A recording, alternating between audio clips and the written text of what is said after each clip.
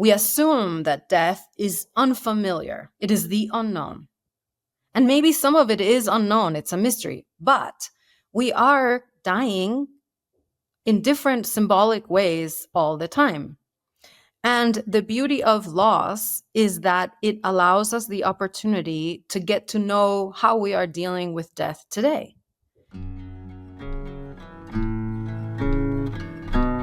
Hey, I'm Tanya Wilkinson, and this is Death on the Daily, bringing the conversation about death out of the shadows and into the mainstream. Because along with birth and change, if there's one thing that's going to happen to us all, then death is it. And we're going to explore how death actually shows up for us on the daily in a multitude of ways, and how when we allow ourselves to accept and to be with death, how it can teach us a whole heap about how to live this life well.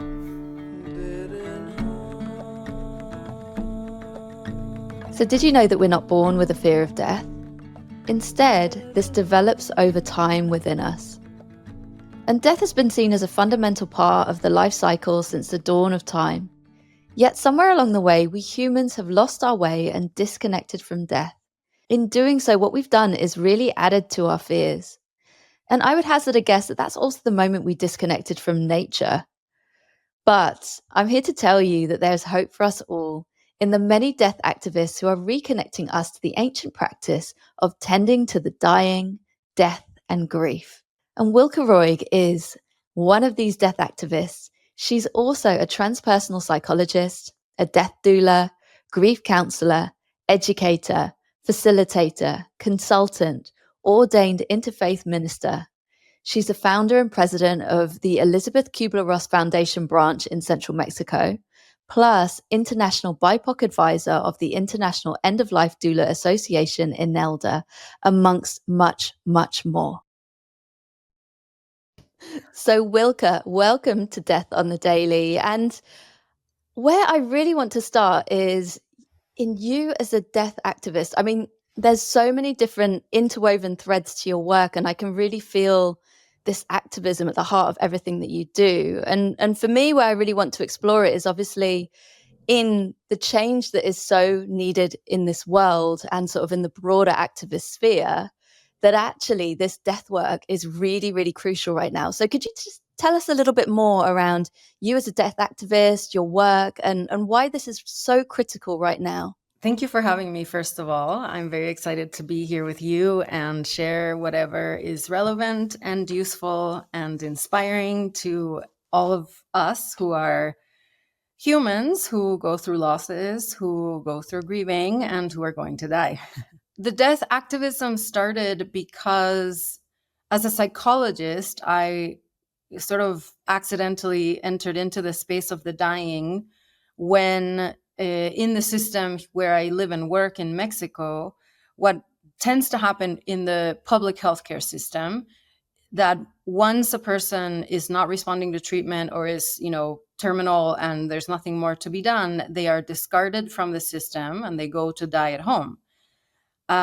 In some systems, they more actively or openly assume that it must be a psychological problem, that the person is ready to die, or that the person is no longer receptive to treatment or wants to stop treatment. And so for a while in the early 2015, more or less, I was being called in as a psychologist to support this poor person who, was not doing anything and everything possible to stay alive, but it was, of course, out of their control. And so I entered into these spaces to discover a completely different atmosphere that isn't a clinical atmosphere. It's not a psychological problem. This is a human experience. And so in those first few cases that I accompanied, I learned a lot from the space, from the energy of the space. Even there's a certain pulse that the space of the dying has, and that if we are receptive enough to enter into it, surrender to it, we are guided and we can know what to do and how to be. And so that was a fascinating experience for me. And so I thought, this feels like, like midwifery, right? There's a way in which I'm holding space for something that is dying, but something that is in a process of labor into something else, right? And so I started doing research back then to see if there was such a thing. So I was able to connect with some communities here and in Guatemala to understand better about, how have we been holding space for the dying since the dawn of time, or whatever we have been able to rescue or keep alive over centuries. And then eventually I found Inelda, and I also found the Care Doula School, which were the only two schools for doulas back then. And my interest in finding out what was being taught in these schools was more than anything to validate or to get oriented within a space that was orienting me, right? And in all cases, whether it was working with communities or getting connected with the people who were starting to sort of build this movement of death doulas, it was all very confirmed, right? So I understood that this was a role on its own. And at the same time that we were dealing with a lot of death denial, and we were dealing with cultural clashes between the way things were in Mesoamerica, in the Americas before colonization, and then that cultural clash and that syncretic development that happened that caused more conflict and challenge around dying, right? So I started to see that the first thing that needed to happen is that we needed to have a cultural shift, that somewhere along the lines of our civilization and our industrialization and our socialization and all of these things, and this evolution, this human evolution, we lost touch with what kept us living with our dying and living with the cycles of life, death, life, right? And how we understood that to be a reciprocal relationship, that death feeds life and life feeds death. And that's how we go on and evolve. And so even when the role of the death doula is a very essential role in our communities and in our society, specifically here, it was very marginalized. It wasn't called death doula, of course. We have muerteras here, which is like parteras are the ones for birth labor, and then muerteras are the ones for death labor. And they, for centuries, have been shamed into dark corners because it's not, it's not aligned with the sort of the overculture that expected us to have only one kind of relationship with death, which is fear and guilt. And so, and anything that came from our tribes and everything else was, considered barbaric or whatever it was, and not something that we should be able to do or admit that we do. So I understood that the death movement could support also the wisdom that still is alive in our communities. And at the same time, it can support whatever has evolved to this place of the new systems that are the ones that are in control right now of our dying, and see what we could do, right? So before we could start saying, oh, there's death doula services, we needed to, well, I always talk in the we, because this is not just about me. We need to bring awareness that there's this possibility, that we've been doing this for a long time, that, or forever, and that we need to make room for a relationship with our mortality. So how do we invite people to get closer to death and dying when we have been told for centuries now that it is not to be looked at, not to be touched, not to be near, not to be accepted? And we've been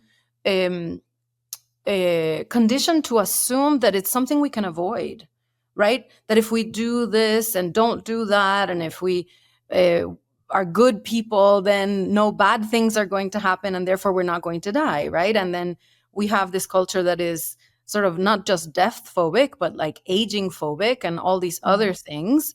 So there's a lot of work to be done.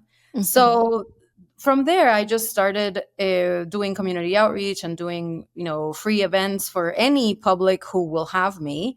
And it started here. And since then, I've been sort of more actively doing this work sort of gradually for the last 9 years.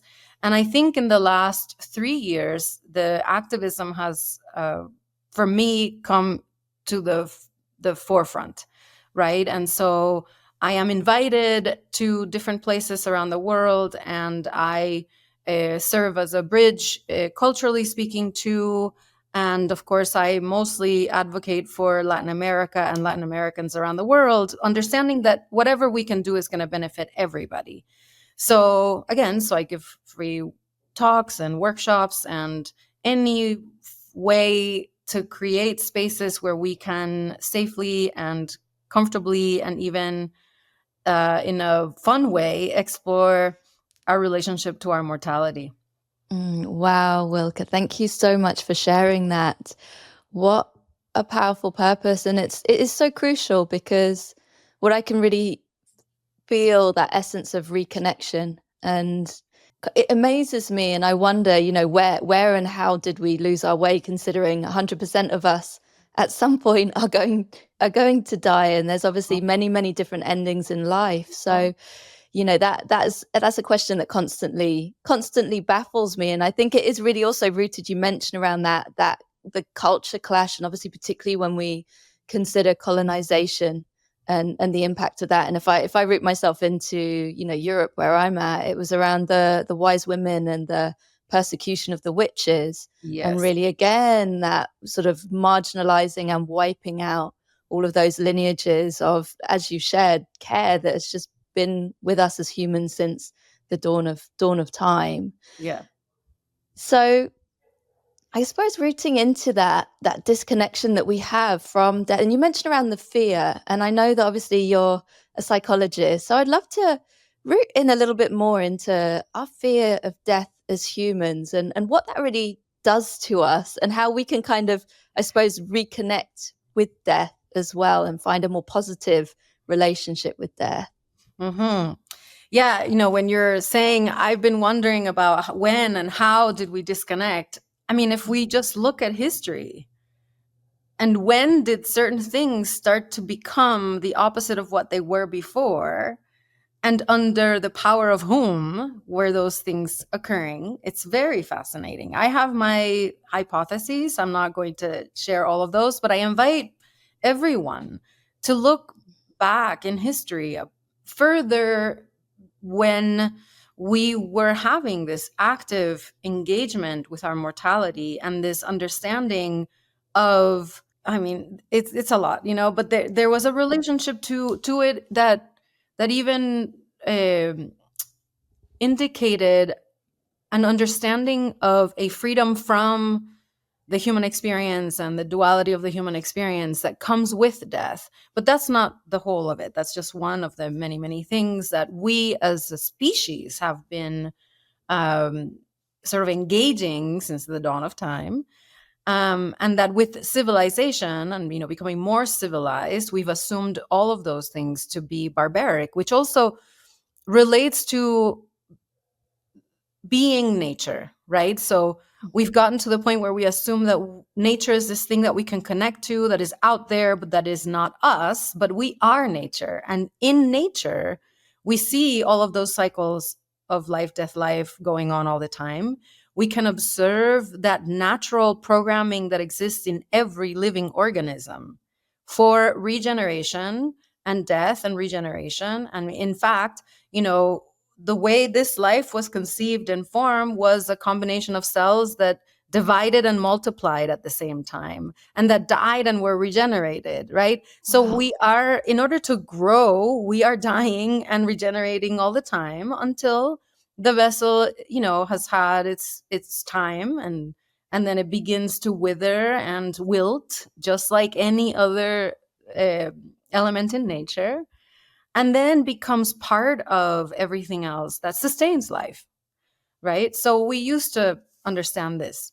So this is another thing that I find fascinating, because as a psychologist, a cognitive psychologist, which is the first thing I studied, I we understand that the only natural fears that we can observe in babies, so the fears that are programmed into our nervous system, are the fear of falling and the fear of loud noises. Those are the only two fears that are programmed in our systems.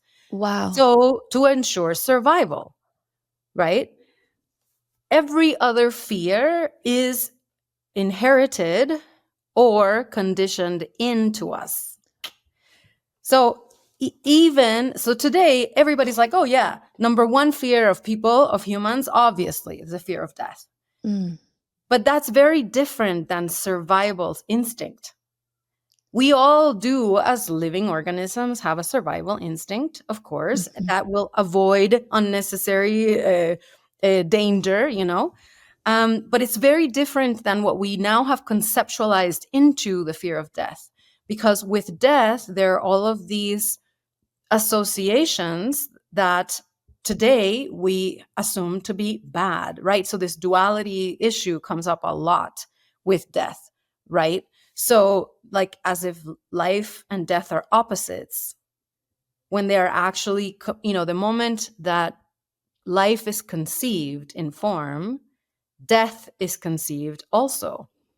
Anything that's alive is going to die, right? So again, the same way that we feel like we think we're disconnected from nature, we think we're disconnected from death, but we are not.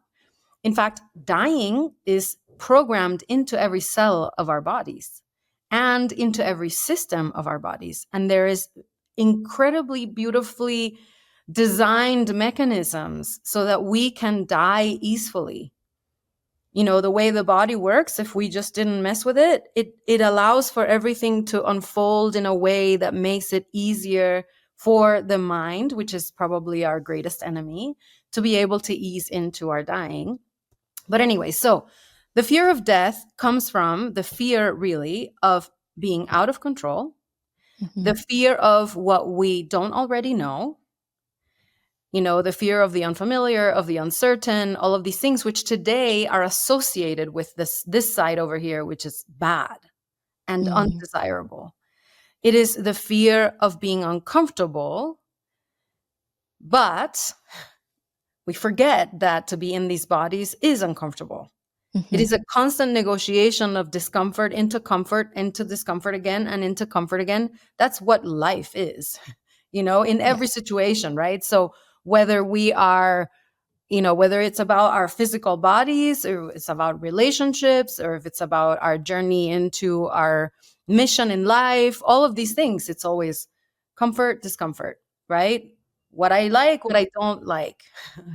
And so death invites, if we invite death, we invite all of that other side that's been kept outside of our sort of perception or our landscape of reality.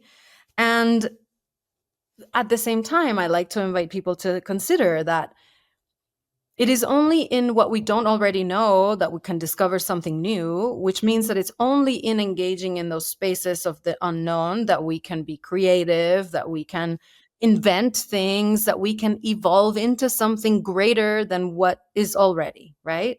So we are kind of pretending that, that it's bad to not know, right? But and the other thing is, so, with every change, we inevitably have to go through loss and go through grief and let something die so that something new can be born, right? In our life, in our relationships, in our work, in whatever it is that we're doing this all the time. So we assume that death is unfamiliar. It is the unknown.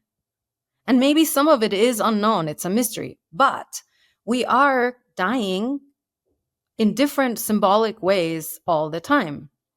And the beauty of loss is that it allows us the opportunity to get to know how we are dealing with death today.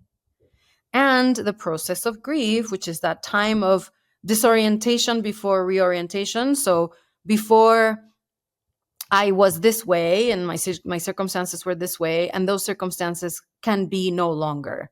So I don't know who I am or what my circumstances will become. And I'm in this unknown space that is what we call grief today. And it is in that journey of disorientation and reorientation that we begin to learn about, where am I today? How am I reacting to the loss, to the change, to letting go, to allow room for what is becoming? That is the practice of dying while still alive, right? So we are dying while alive a lot. until the body can no longer sustain life, we will be dying and being regenerated here, so I think there's a lot of myths that we've just assumed and not questioned. And so if you ask me, the fear of death is a conceptual fear. Now, the other thing is, when you ask someone, some people might admit to the fear of death. Some people might say, I'm not afraid. I just don't want any pain. I just don't want any suffering, which is a very conditional expectation, because life is not without pain and it's not without suffering, right? So why do we get this like free ticket at the end of life that there's not going to be pain and suffering, when at the same time we have already survived a long life of pain and suffering, right? So on the one hand, I just want to give a disclaimer that not everybody dies with pain and suffering, and that I think there's also this story that that death is this horrendous thing that we all should avoid, and that it's going to be horrible, and that we're going to need pain meds, and we're going to need this and that and the other thing.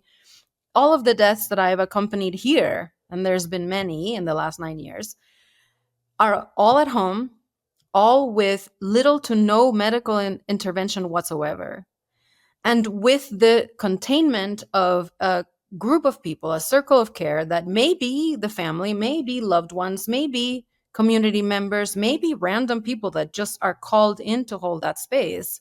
And with that containment, that's enough. The people dying here, I mean, I'm not saying all the people are not dying this way or are dying this way, but the people that are dying here are dying with minimal discomfort.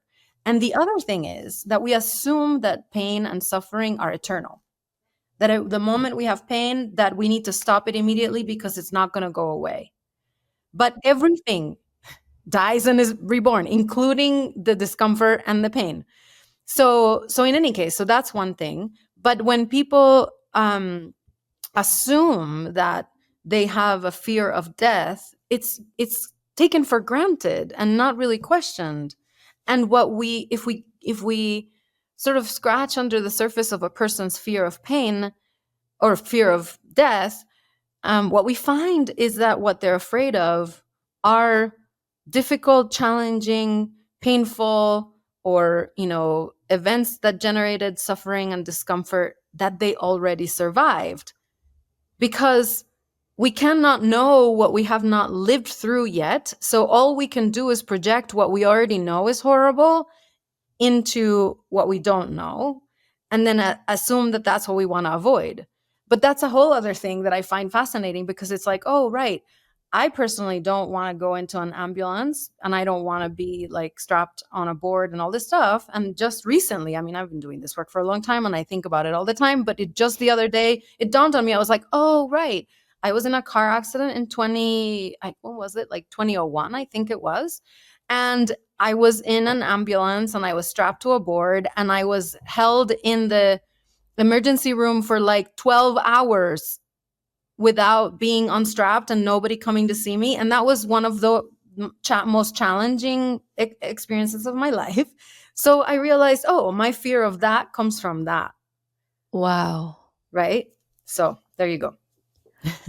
Wow, Wilka. Oh my goodness. I mean, there's so much wisdom that you shared there, and I think our fear of death, as you shared it, we can be curious with it. What I could really feel from that profound story that you shared of actually there are experiences in our life as well as that the conditioning and the fact that actually this fear of death, I suppose, is also passed down to us through our cultures, through our surroundings, how it's spoken to, how it is on TV, etc. But what I found really profound in what you shared as well was around, and it really roots into death on the daily, because that my belief is again around that. How can we connect into all of the ways that death shows up for us on the daily?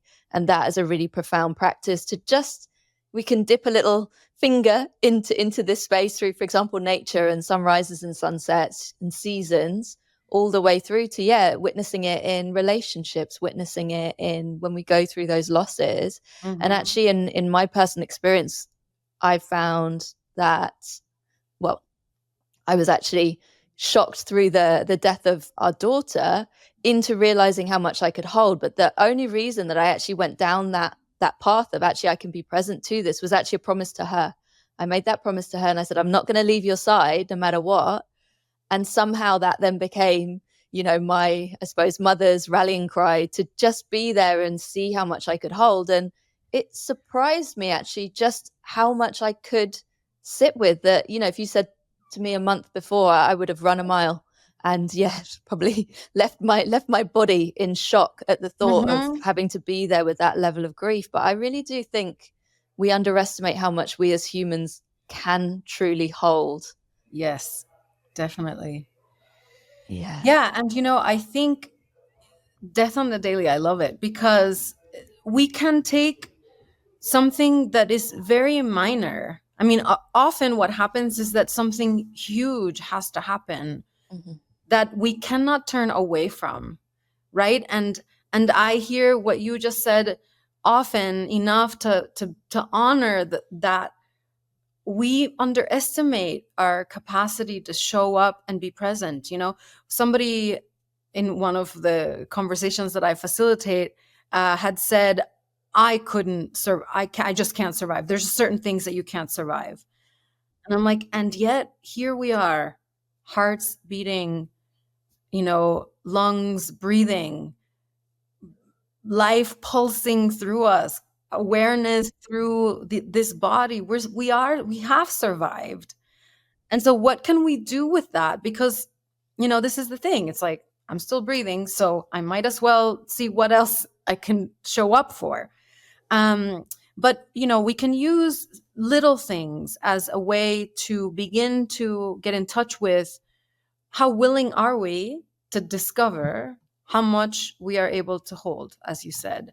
So I always use really silly examples. So if we lose our keys, or if we lose our phone, or in the middle of nowhere without a phone charger, and da da da, or if that, which is specifically about me, that last glass from my great grandmother's, the thing that I had left, falls and shatters to pieces.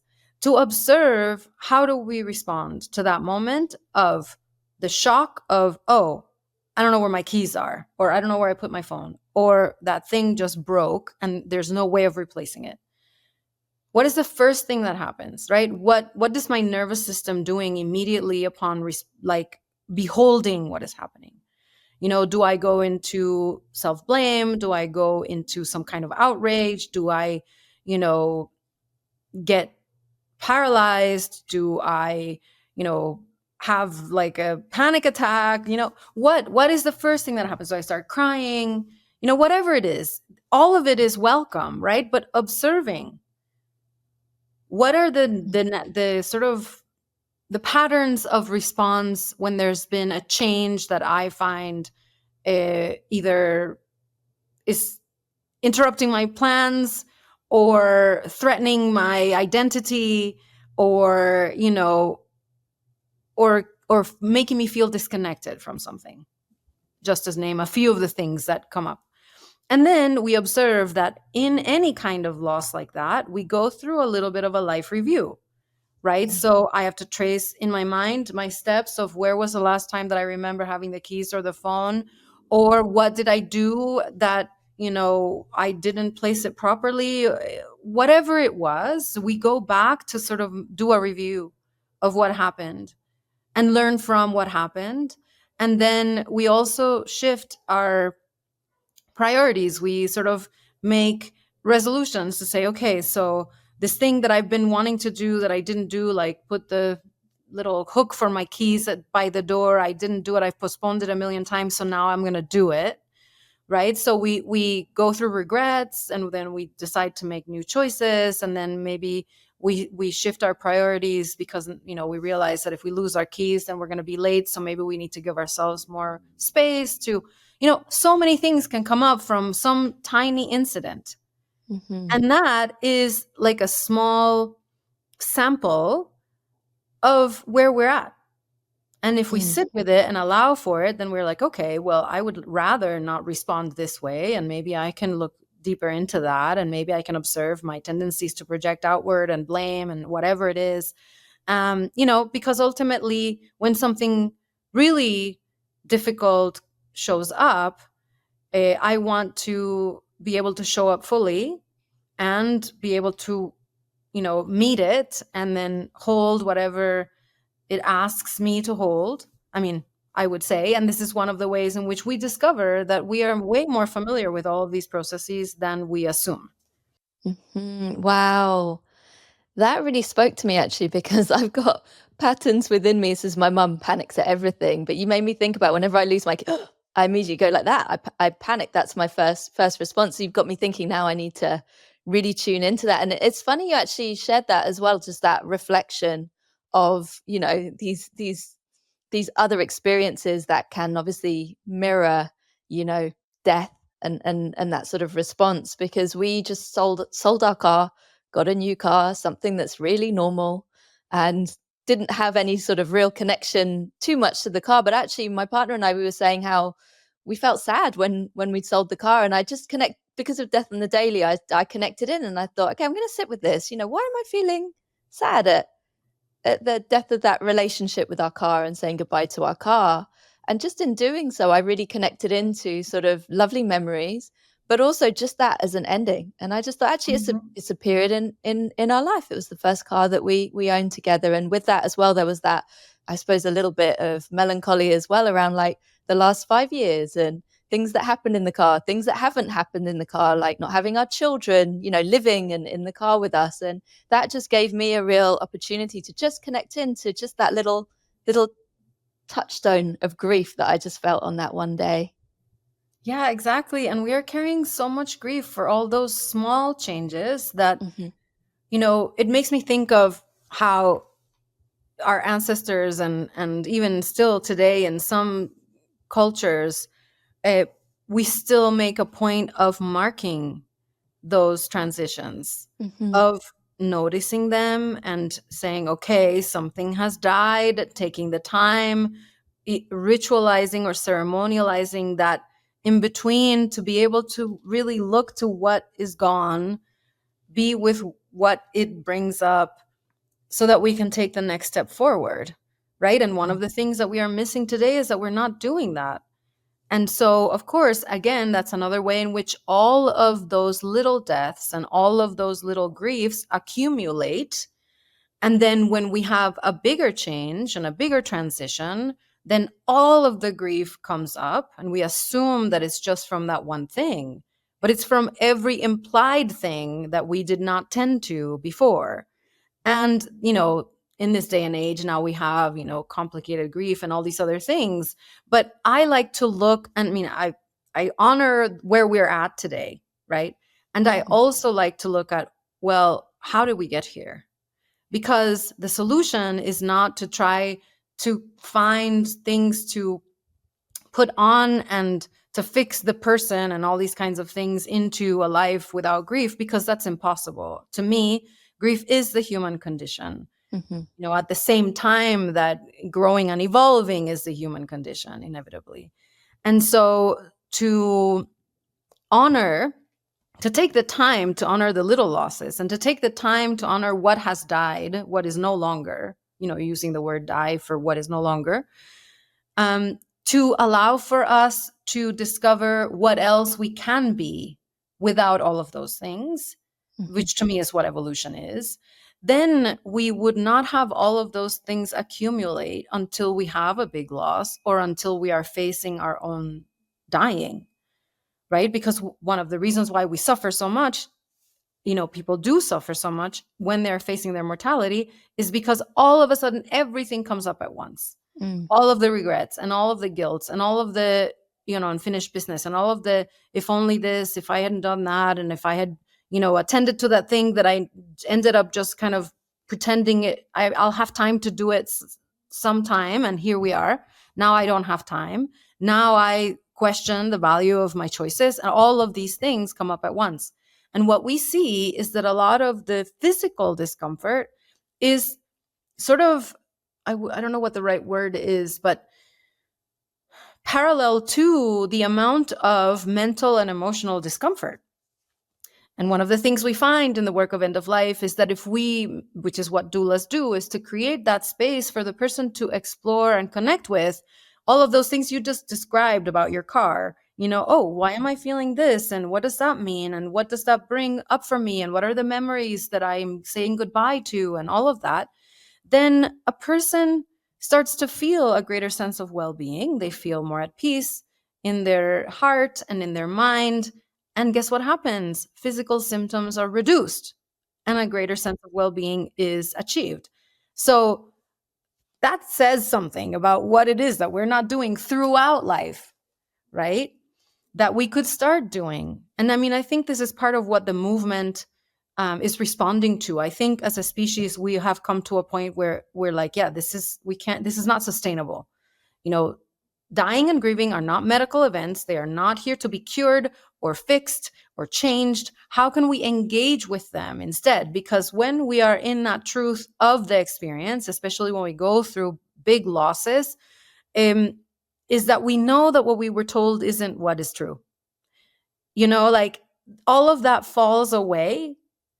And then our own truth with the experience is what emerges. And that's that moment of disconnect. And since now we are all so living with so much grief in all aspects, right? For all of the different changes and losses and things that are out of our control, then I think as a collective, we're starting to say, no, we need to grieve better. We need to die better. And this is why we are starting to invite these kinds of questions. And we are starting to invite the possibility of engaging with our grieving process and becoming more intimate with our mortality. It's a very exciting time. It's such an exciting time. And obviously, as you mentioned, it's not just your work, it's the work of you and the many activists globally and all of us who are raising this conversation. And you mentioned about tending, and that word just spoke to my heart. And what I could feel from what you shared and everything that you shared in our conversation is that it's that lifelong tending that we can have of how can we tend to our grief in those small losses, in the big losses. How can we expand our capacity to hold it and hold each other? What I could really feel was that, you as a doula and all death doulas, globally, in that space holding, and how that takes death from that real. When you talk about the medicalized system, and you described earlier around, deaths at home, and actually that, there's many people in community who are supporting that dying person, that just reconnected me to a version of death that is just so needed, versus I'm thinking of, like your ER type shows on TV and stuff like that. And that's what we're shown from childhood. So, I suppose it's no surprise that any of us who've grown up with TVs and watching those kind of shows, or watching the Hollywood versions of death, that, yeah, there is that real fear. But actually, I think it's so beautiful through the space that you're holding, that actually death doesn't have to be like that. It doesn't have to be medicalized, and actually it can be done in community exactly as it's meant to be. Yes, and exactly as it always was, right? Yeah. So, part of the reason why we didn't have this phobia and this denial is because we were living with it, and it was part of what happens, and children and everybody in a community was involved, which is the other thing. Like, why are we keeping the children out of this? Because they're actually the wisest ones, because they are the least conditioned, and they have a very immediate, very pure response that can guide the rest of us. I've seen it happen enough times to say and know it's true. And so there is also a return to connecting with that need to die in community, that death belongs to us, that grief belongs to us, not to systems, and that we can do it together. And that if we talk about it, we discover that we're not alone in it, right? So if it, because that's the other thing, we all hold our own stories as this like thing that nobody wants to hear about, and that, we shouldn't share because it's going to be a burden, and we don't want to, tax people emotionally or whatever. But how many people need to share and express? And through that expression, we understand more about what we learned from it. We understand more about how it transformed us, but also it helps to hold a bigger container for the community, right? So we are seeing this is being born of communities that, and I think especially in the last several years, when we realize the systems are not equipped to hold it, there's not the humanity and dignity that everybody deserves in them. So communities more and more are saying, how can we do it? And what are the ways in which we can do it? Which is another thing that I'm responding to, and other people like me are responding to, that now, there are sort of death care teams being born of community. And that is super lovely. Oh, Yeah. that's beautiful. What Something that really resonated with me there was when you mentioned around, systems, and we often, in the activist space, it's always systems change. But actually, I love that rooting in community. It's just that reconnection to community and putting it in the hands of community. I Mhm. thought that's so, so profound. So, Wilka, we are coming towards the end of our conversation. Mhm. I am so, so inspired by you. And honestly, I say this to every single guest because I literally could talk to every single guest for hours and hours and hours. I'm always here just like, wow. But in Death in the Daily, we embrace the impermanence of everything, which aligns so beautifully into our conversation, including this conversation today. So, I have one final question for you before I'll invite you as well to obviously share where our listeners can find out more about you. But I'd love to know if you could write a note to yourself. This is a younger version of you at any point. It might be when you were navigating a death or any form of grief. What would you say to yourself in that note to self? What would I say? Thank you. Because in my experience, the deaths that I experienced early on were sudden deaths, and very unexpected accidental freak situations, and suicide. And because I feel very blessed, actually, that those were the kinds of deaths that initiated me into engaging with my mortality very early and with grief. um because there were no scripts, and nobody could tell you, I mean, you know what I'm saying, like, it was those things, people don't know what to say, so nobody gets involved. And so it allowed this freedom to navigate, experience, and express in whatever form. And thanks to that, I do feel that is the foundation of who I can be today in service to others, and for this movement. So yeah, so that's what I would say. Wow, I love that. That thank you, that gratitude. I think that's so profound because I think for all of us, that's something that we can all take forwards is actually when we're navigating really difficult and shocking circumstances, that actually there is that growth and that, there's the integration, there's the love that can come through grief. So, there are these curious gratitudes, particularly for us who aren't used to connecting in with death. So that's really touched my heart. Thank you, Wilka, for Mhm. sharing that. And finally, do you have any final words for our listeners, as well as where can our listeners find out more about you and your work? Yes. So my invitation is to take these small shifts that, are outside of our plans as invitations to, get closer to our own dying, and our own grieving, and our own process of growth and evolution. To take the time to observe what arises, what are things that were learned or that were handed down versus what is naturally emerging from us, and to just take those small opportunities to just get a little bit closer. Um, and if you're so inspired, I also would invite people to practice assuming that this is the last moment whenever you feel comfortable to do so, right? So if this is my last day, how am I feeling about, what has happened today? And rather than thinking about, have I planned and all these things, but how am I feeling with myself today? How am I feeling with what's important to me today? To check in on a regular basis, right? Because that really supports us into aligning with what matters to us, right? We have been conditioned also to just do all these things that are obligations and that are like part of some kind of checklist. And often we are abandoning ourselves, Mm. throughout just doing the checklist. So this is also, I mean, the work of becoming intimate with our mortality is also really about living more fully and connecting with ourselves more deeply. So from that standpoint, it's an invitation. And where you could find me, well, I'm on social media. My name is, I think, I'm the only person with my name, so it's easy to find, Wilka Roig, or Wilka_Roig, depending on where you're looking. I have a website, wilkaroig.com as well.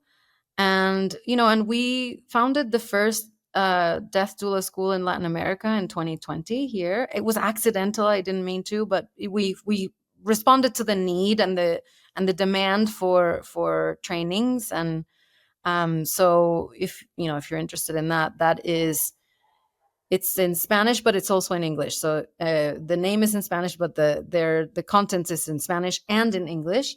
And it is Espacio Fim, which is ESPACIOFIM.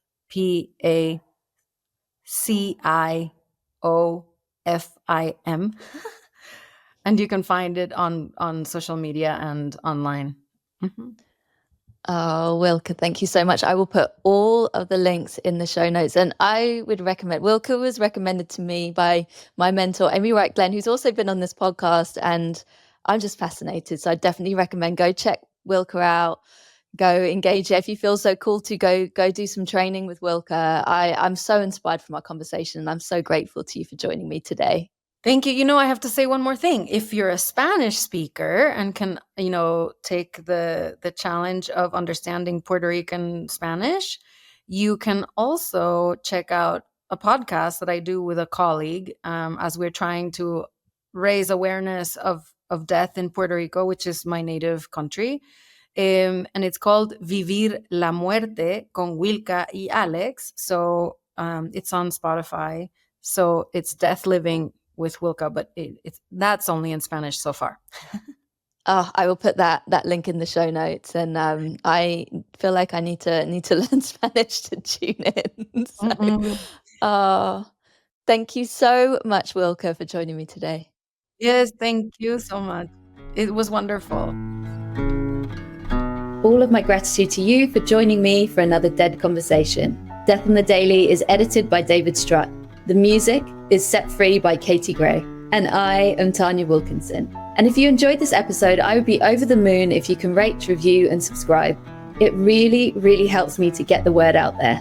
And if you want to say hi or to hear more about my work as a coach and death doula, including how I support my clients to navigate their death on the daily, then all of the ways that you can connect with me are in the show notes. I'll be back soon with some more Dead Conversations. And in the meantime, take good care of yourself and others.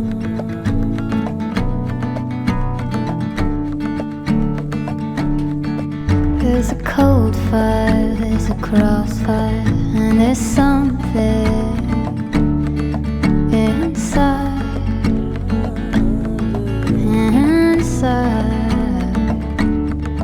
and we'll never make it.